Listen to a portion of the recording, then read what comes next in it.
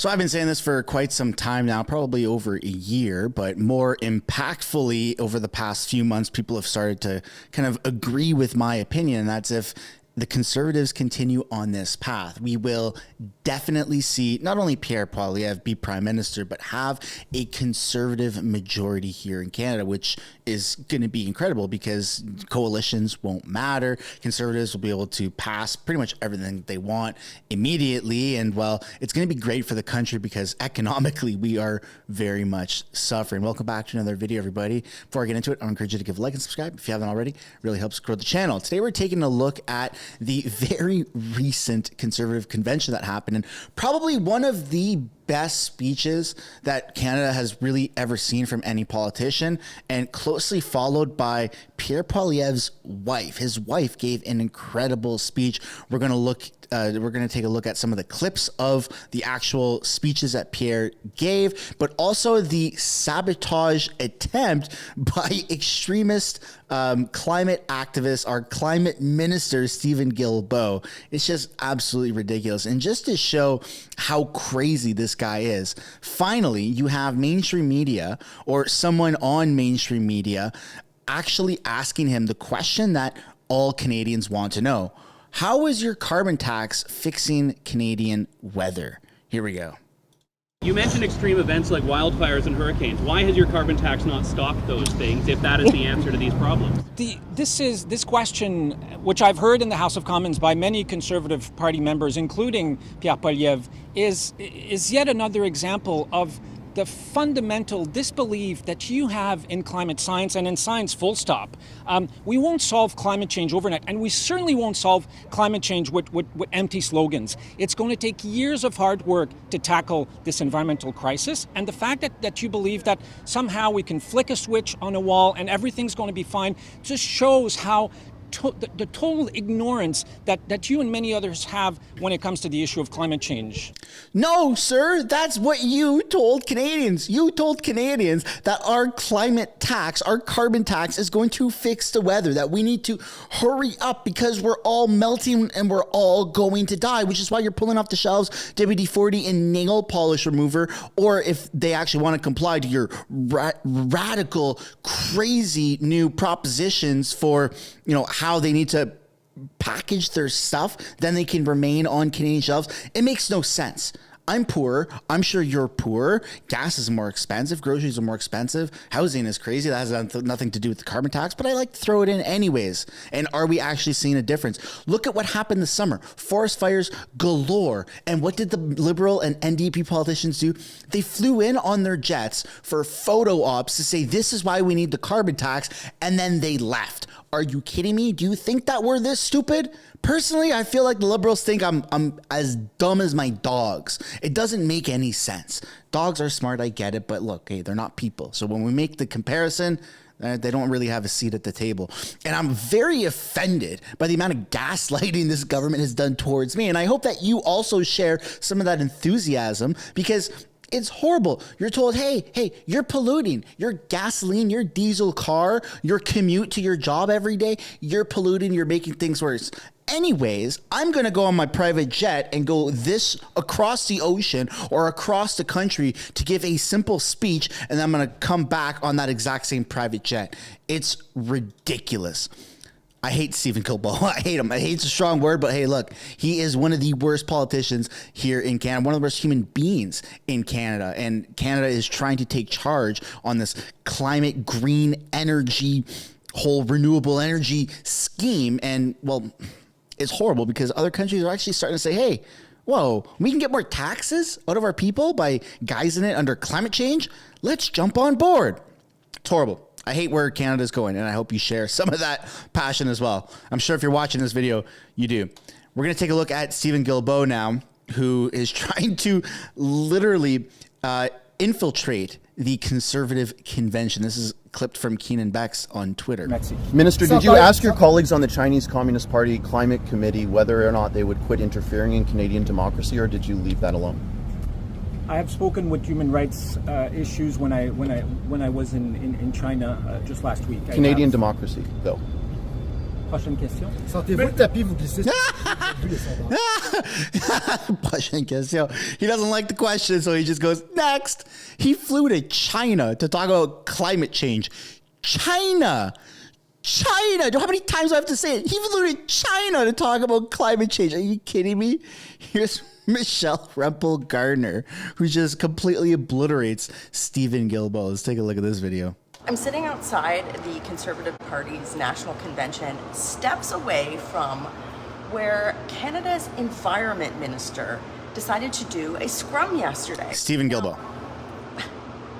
You have to watch what he said. So he showed up here in Quebec City, where people here in this city too, they're suffering from the carbon tax, which he did on purpose to raise the cost of everything. And he stood outside and tried to denigrate the people in this hall, people who are trying to fight for change and for hope and for more affordability. Now, this is a guy who had the audacity to show up here in Quebec City after traveling to Beijing to basically almost praise their environmental record while, I'm just going to say it, shitting on Canada's own natural resources. Oh! The man who over the summer put together a policy. I just want to take a second here to really appreciate where the Conservative Party of Canada is kind of shifting their branding. They're being very much more vocal, and Michelle has a decent amount of pushback online. She has a little bit more, or I guess a lot more, according to some people's like progressive or liberal views. And I get it, right? We all want kind of like a real opposition. We all want somebody to stand up and be like, hey, everything is fucked up and we're standing up against this. You don't really see the Conservatives swear is the point of this. And it's, I mean, some people think it's distasteful. Personally, I think that it's good and it gets my attention. When you hear a politician drop an F-bomb in the right context, it really just, whoa, what did they just say? Oh, they're serious. So kudos to the Conservative Party of Canada and all of the MPs in the party, because I think that this new direction, the new branding, Pierre's glasses coming off, I think it's really impactful. I think it's really getting a lot of people's attention, which is what we need for politics. We don't have a shortage of people. We have a lot of people here in Canada. We've passed 40 million several months ago. We have a lack of interest in politics. And so how do we get people's attention? Well, I don't know, swearing from time to time, maybe ad hominems in the House of Commons, who knows? But the new tactics that the Conservatives are doing, I think is excellent job. They're like completely obliterating Liberals in the polls. So everything is looking really good so far. Policy to essentially give Big Grocery more power to raise prices and censor food. This is the response of Justin Trudeau to Canada's crises after 8 years. And you know what, guys? They need to go. There is no way that Justin Trudeau should be in charge of the country. How do we send a message to Stephen Guilbeault, this elite, out-of-touch person who, again, steps away from here, decided to send a message to the country that he had no clue about what you're going through? So what do? You know, I know so many of you are hurting. So many of you are rightly angry about the just out-of-touch classist elitism that we see from Justin Trudeau's Liberals. We need to send them a message. We need to change government. I mean, we're doing a great job of sending a message. The polls have completely reversed, and everybody is pretty much on board with the Conservative Party, or specifically just a conservative government. So things are really shaping around, and it's looking to be in favor of all of us that are, I mean, probably you. If you're watching this video, chances are you're not. Chances are you're not a Liberal or NDP supporter. Chances are you really don't like Trudeau and possibly Jagmeet, and he kind of gets lumped in there. Same with Freeland, too. They all suck. Anyways, things are looking really good. And I also want to point out how relatable the Conservative members of Parliament are really seeming, right? Like, this is a live stream. This is just a live stream that Michelle did, right? As of recording this video 4 or 5 hours ago, and just sitting in a lobby of a hotel or of a convention center, it's a really good look for the Conservative MPs, because their whole branding is common sense for the common people, relatability. They're not global elitists. They're all banished from the World Economic Forum. So the fact that they do these live streams, that they connect with people, they talk like normal people, they don't use this really weird elitist verbiage that the Liberals seem to do. Let me be clear, right? We're a AAA credit rate, like all that weird crap that just becomes annoying and repetitive because you're just so sick and tired of the lies. It doesn't seem like Conservatives are doing that, which I think personally is phenomenal. I think it's a really good look. And here's what some people had to say about the Conservative convention on Twitter. You have Mark Mulroney saying, my dad and I were talking after Pierre Poilievre's speech last night. Here's his take on the leader's speech. Mark, I attended my first convention in 1956 from Mr. Diefenbaker. I was 17 years old. I've seen a lot of convention speeches since then. Pierre Poilievre's speech was probably the best convention speech I have ever witnessed. Pierre's command of such a large amount of information in both official languages for an hour and a half was extremely impressive. The only other speech that may have challenged this was his wife Anna's. And I have to really double down and say I pretty much agree with everything that was just said in that person's tweet. I do have a few critical points, and you might notice this as I play the next few clips of Pierre's speech. They're not bad. It's constructive criticism. So if anyone from Pierre's team or has like connections to the Conservative Party, here's what I would have to say. When Pierre was giving a speech, of course he doesn't have everything memorized for an hour and a half.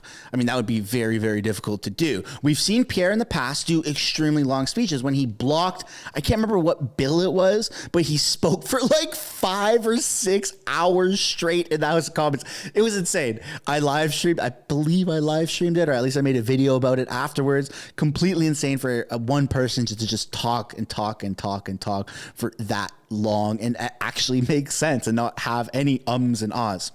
But when Pierre was speaking, I noticed that when he was looking down at his notes, because there's screens below, right, that are a little bit above eye level for, or I guess below eye level of the audience members, but it's tilted in a way that only the person in center stage can see.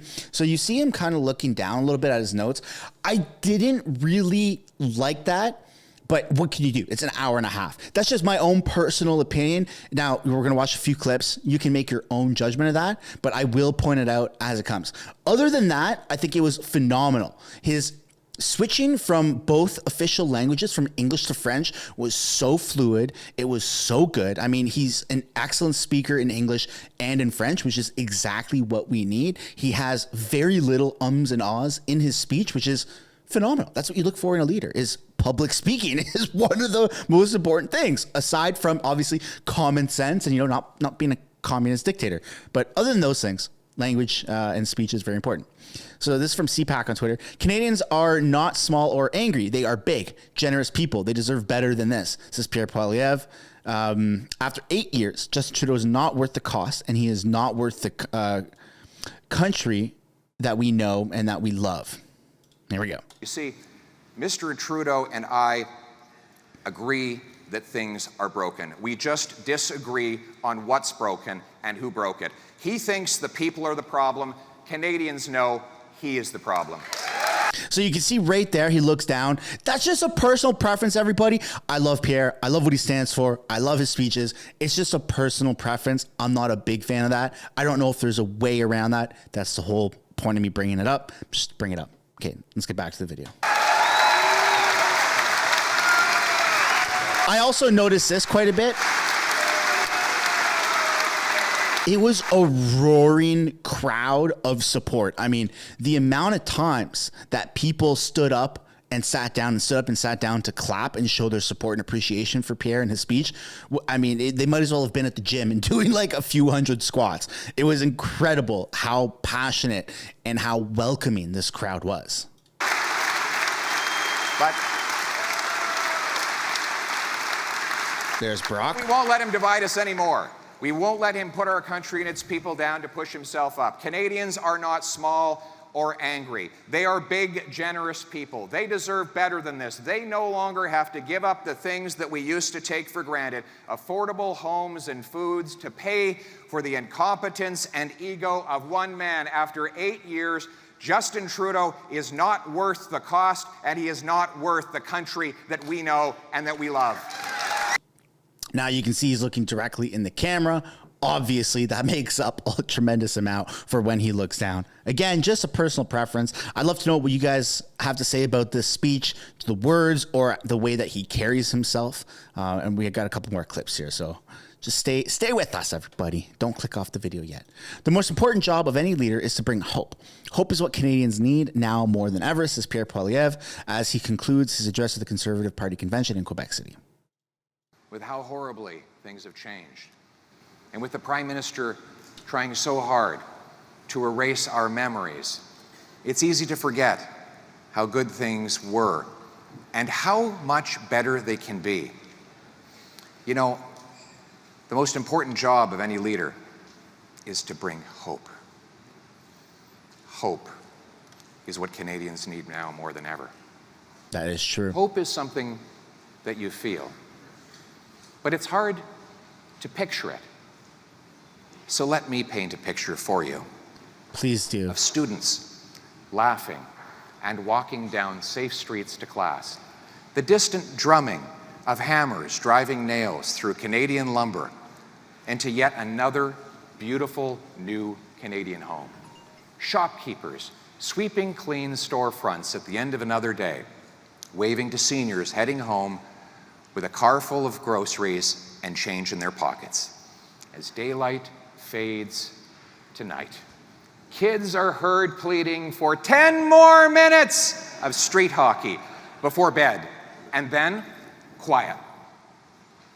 And a young couple sits on their front porch, soaking in the summer warmth. A Canadian flag hanging gently but proudly from the front of their house, with a cold drink in one hand and a paycheck in the other.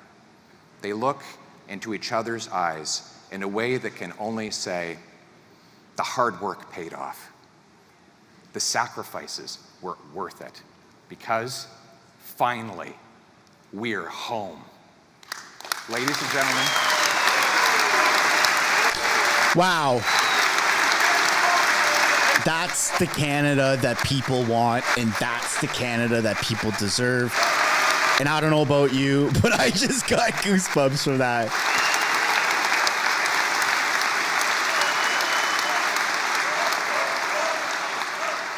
Ladies and gentlemen, that is what it means to bring it home. These are our people. This is our country. This is our home. Your home, my home, our home. Let's bring it home. Holy crap! So that was the final speech. That's a man who's gonna be with his wife forever. Look at that. Look at that. And you won't have Pierre Poilievre, the Prime Minister, getting a separation agreement with his wife. That is true love right there. Holy smokes. We got one more clip, ladies and gentlemen. Stick with me. It's a short one. An economy where the people who build our homes cannot afford to live in them is fundamentally unjust and wrong. Mr. Trudeau, if you think life is tough for you, you should meet the carpenter I met at a Tim Hortons in the Sioux, who lives in a parking lot because he can't afford the rent. He wasn't angry either. But I was angry for him, because an economy where the people who build our homes cannot afford to live in them is fundamentally unjust and wrong. Very true. To be honest, I should have ended with that last clip. That was a banger to end on. That was phenomenal. And this just goes to show and proves my point that Pierre Poilievre is the man for the job. He can gather a crowd. He can sell merch. By the way, merch link in bio if you'd like a matching hat. He has common sense for the common people. And he has real solutions to real problems to get Canada back on track. I want my kids to be playing in the streets, play hockey in the streets the way I used to. And I would like to continue to be a homeowner. I would like my child or my future children to be homeowners, and my grandkids, my future grandkids, to be homeowners. I want my friends to be homeowners. And a lot of my friends can't be homeowners because prices are absurd. They're in their 30s living with their parents. They have no choice. It's insane what's going on. So I'd love to know what you guys, the audience, those who have made it to the end of the video, think about any of the topics that I've covered. Please let me know down below in the comments. I look forward to reading what you have to say once the video is posted. That is where we are going to end this video. Thank you so much for watching. Don't forget to give a like and subscribe if you haven't already. And I will see you all in the next one. Bye for now. Thanks so much for making it to the end of the video. If you want to support the channel financially, you can do so by checking out the merch shop linked right up there. Or if you want to do something for free, which is also absolutely acceptable and highly encouraged, you can subscribe right there. If you want to continue watching videos like this, you can do so by clicking or tapping right there to watch the next upcoming video. And if you want to watch a little bit of different content, but also Canadian stuff, you can do so by clicking right up there. That's my second channel, House of Canada, also known as the House of Commons Highlights. Thank you so much for watching. I look forward to seeing you in the next video.